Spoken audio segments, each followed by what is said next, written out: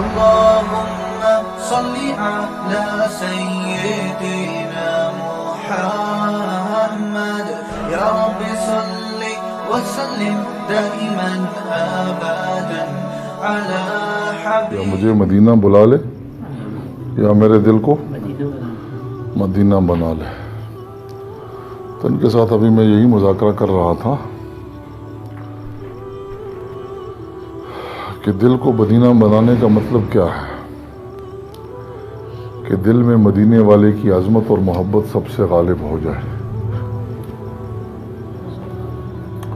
دل میں مدینے والے کی عظمت اور محبت سب سے غالب ہو جائے تو یہ دل مدینہ بن گیا.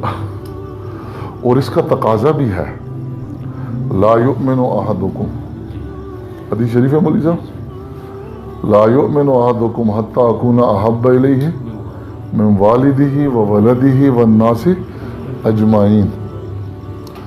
آپ میں کوئی بھی کامل مومن نہیں ہو سکتا جب تک اللہ کے رسول کے ساتھ اس کو محبت نہ ہو اپنے والدین سے زیادہ، اپنی اولاد سے زیادہ، اور دنیا کے سارے انسانوں سے زیادہ.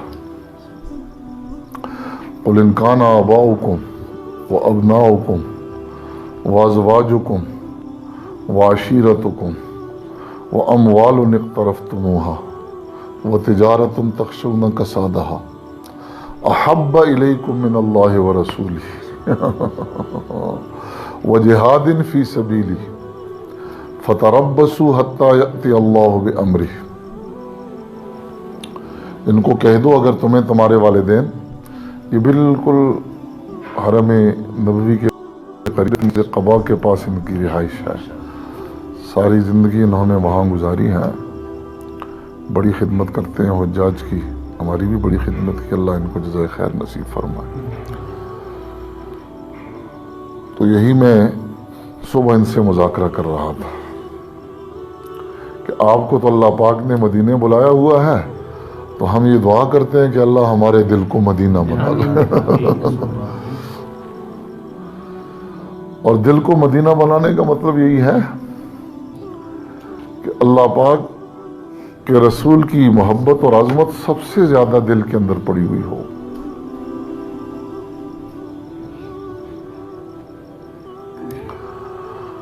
اللہ اللہ اللہ. اور جب یہ کیفیت حاصل ہو جائے، واشنگٹن کے بازاروں میں بھی مدینے کا لطف پائے.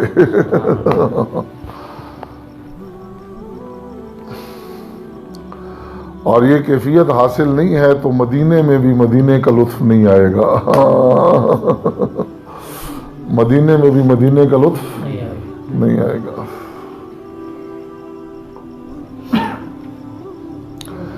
خانقاہی نظام کا وظیفہ یہی ہے کہ دل کو مدینہ بنا لے.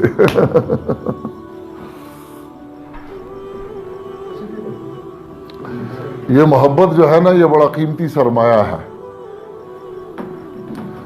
یہ اللہ پاک نے دلوں کے اندر جو رکھا ہے،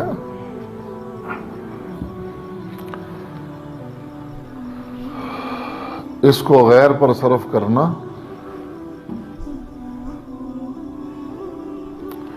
یہ اپنے آپ کو گھٹیا بنانا ہے. اور اس کے سب سے زیادہ اہل کون ہیں؟ وہ اللہ اور اس کے رسول ہے.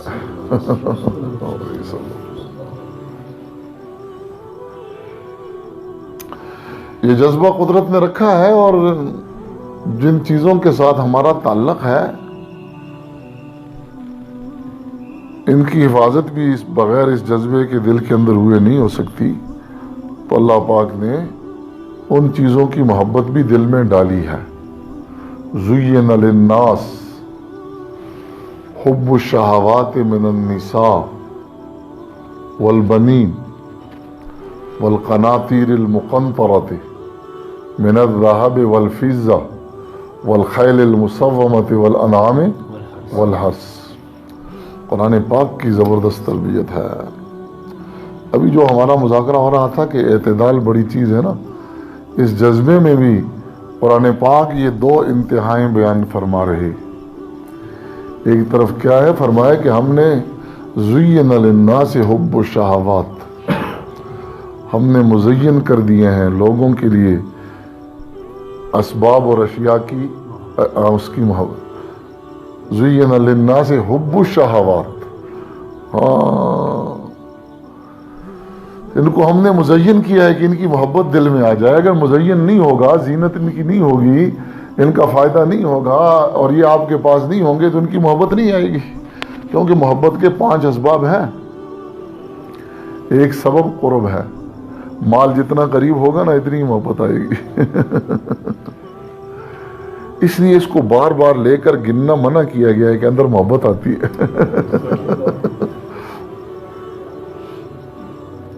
الذی جمع مالا وعددہ، یہ بار بار گننا جو ہے نا یہ اندر محبت پیدا کرتا ہے. بار بار گننا ہے تو اللہ کا نام گنو، اس کی محبت پیدا ہوگی. ہاں کہتے ہیں نا کہ 300 مرتبہ اللہ اللہ کرو، اور کسی کو ہم کیا کہتے ہیں 500 مرتبہ اللہ اللہ کرو، اور کسی کو ہم کہتے ہیں کہ اتنی مرتبہ اللہ اللہ کرو. کیونکہ جتنا زیادہ اللہ کے نام کو کرتے رہو گے، گنتے رہو گے، اتنا ہی اللہ کی محبت پیدا ہوگی. جتنا ہی چیزوں کو گنتے رہو گے اتنا ہی چیزوں کی محبت پیدا ہوگی. اس لیے ان کو بقدر ضرورت گننا ہے اور اللہ کے ذکر کو بقدر مقصد کرنا ہے. تو ان ساری چیزوں کو گنا گیا ہے. زین للناس حب الشہوات من النساء، عورتوں کی محبت بھی دل میں ہے. والبنین، اولاد کی محبت بھی ہوتی ہے.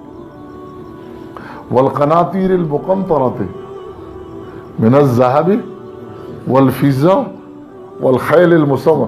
خیل مسومہ آج کل کیا ہے ڈاکٹر صاحب؟ پجیرو ہے، یہ آپ کی مرسڈیز ہے، اور یہ آپ کی موٹریں ہیں. ہاں ان کی محبت ہے کہ نہیں؟ آگے میں میرے دل میں گھوڑے کی محبت نہیں. آج کا گھوڑا ہی آج کا گھوڑا ہی ہے.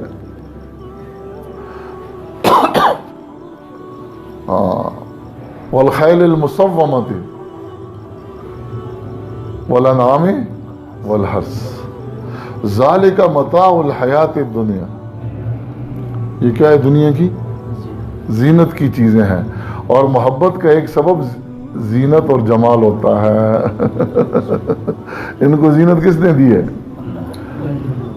اور ان کی محبت دل میں کس نے ڈالی ہے؟ زین للناس حب الشہوات.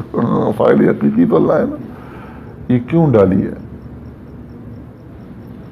یہ کیوں؟ اور ادھر سے مطالبہ کیا ہے کہ اگر یہ چیزیں تمہیں اللہ اور اس کے رسول سے زیادہ محبوب ہیں فتربصوا حتی یأتی اللہ بامرہ، اللہ کے اللہ کے غضب کے کوڑے کا انتظار کرو.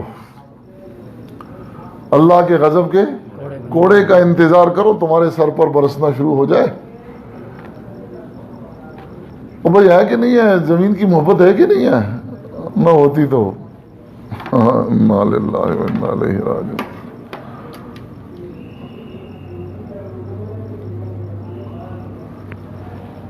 جب یہ محبت غالب ہو جاتی ہے تو یہ جتنی چیزیں گنی گئی اگر یہ پرائی ہے نا تو ان کو بھی اپنا بنانے کی کوشش کرتا ہے.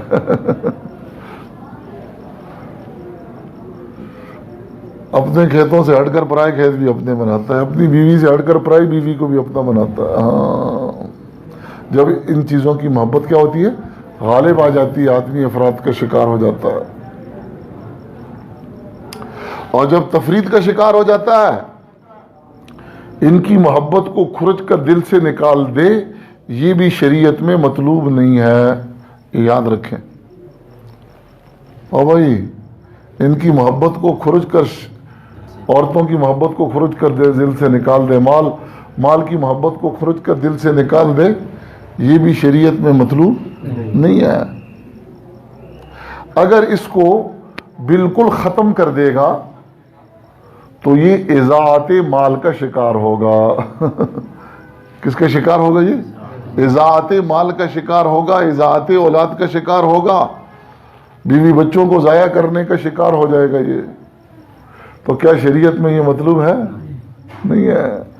تو اس کو بالکل ختم بھی نہیں کرنا ہے. بعض لوگ اس بات کو سمجھتے نہیں ہیں, تو اگر بالکل ختم کر دو گے تو رہبانیت ہو جائے گی.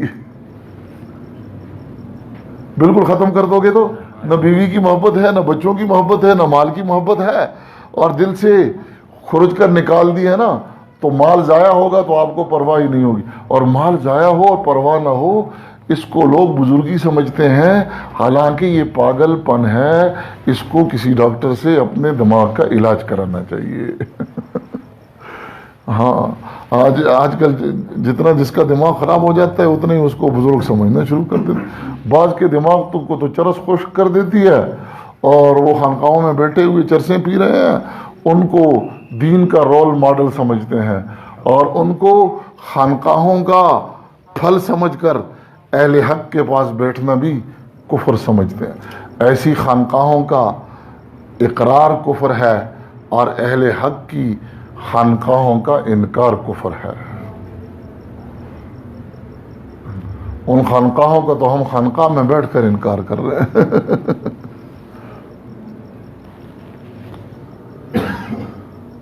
اور اس کو خانقاہ کہنا خانقاہ کے نام کی توہین ہے. جہاں جیلی ڈاکٹر بیٹھا ہوا ہو تو اس کو تو کچھ اور نام دیا جاتا ہے, اس کو تو کلینک نہیں کہتے, اس کو تو کچھ اور نام دیا جاتا ہے. گر پیر کا بجلی کے چراغوں سے ہے روشن, ہم کو تو میسر نہیں مٹی کا دیا بھی. شہری ہو دیہاتی ہو مسلمان ہے سادہ, مانند بتاں پوجتے ہیں کعبے کے برہمن. مانند بتاں پوجتے ہیں کعبے کے برہمن. میراث میں آئی ہے نے مسند ارشاد. زاغوں کے تصرف میں عقابوں کے نشیمن. جہاں کل شاہین بیٹھا کرتے تھے وہاں آج کوے بیٹھے ہوئے ہیں. کوے نے تو مردار ہی کھانا ہے. نذرانہ نہیں سود ہے پیران حرم کا.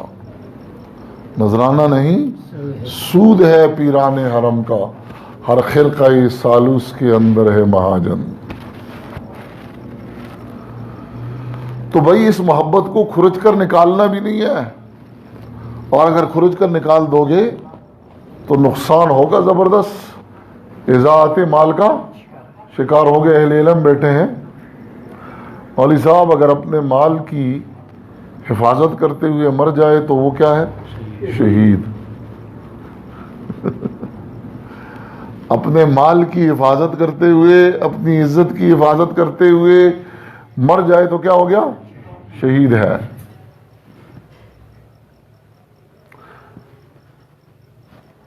تو اگر اس نے ذات یہ محبت اندر سے نکال دی ہے, یہ تو مال اس کے سامنے ضائع ہوگا اور اس کو پرواہ نہیں ہوگی.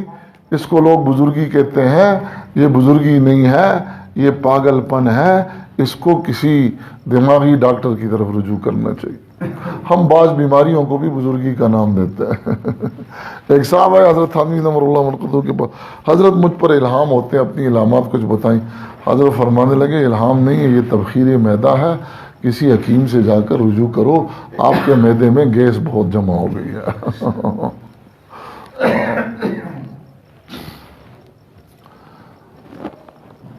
اس کی وجہ سے دماغ پر کوئی عجیب عجیب سے خیالات آتے ہیں, تو ان خیالات کو کیا سمجھتا ہے؟ الہام سمجھنا شروع کر دیتا ہے.